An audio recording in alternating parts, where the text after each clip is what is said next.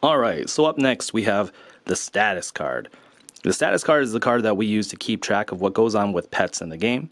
We use this for every pet that hits the arena. So anytime you put one into the arena, always make sure that you have a status card for it. You'll notice that we have number brackets here. And what you want to do is you want to take one of these crystal counters and you're going to set it on whatever your pet's current health total is. When Huang Di first comes out, his health is 150. Therefore, he's at 150. Let's say that Huang was battling himself and he hit himself for 40, then he's going to go down to 110. You can see once you get down to our little sad face here, then that's when he will be downed and go into the discard pile. Over here on the right hand side, we have a couple stat blocks. So the first thing that we want to look at are bleed, burn, corrosion, and poison. In the game, these are called residual damaging statuses. You'll see here that Huang has the attack Mangle, which does 40 damage and bleed 1.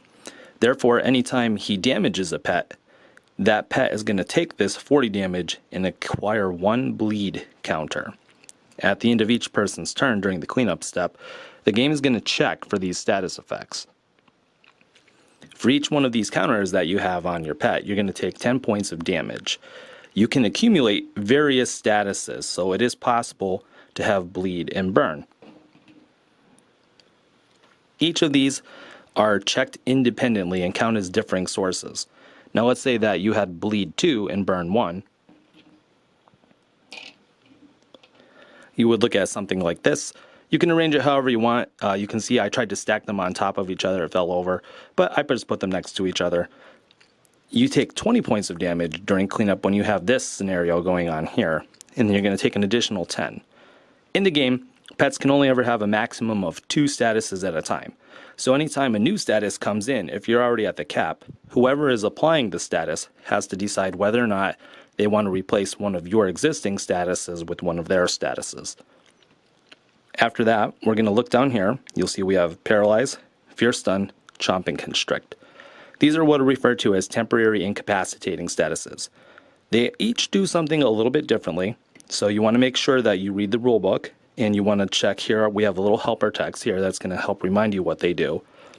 Usually what happens in the case of these is you'll have a status that's applied to you, and it's only going to last for a short period of time.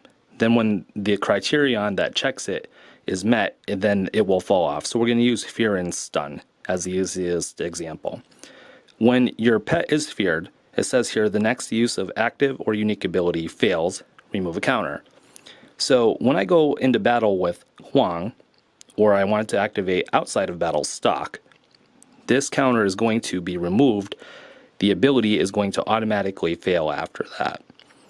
And then from there, you will continue on gameplay as normal, checking each of these status effects as they come up during gameplay.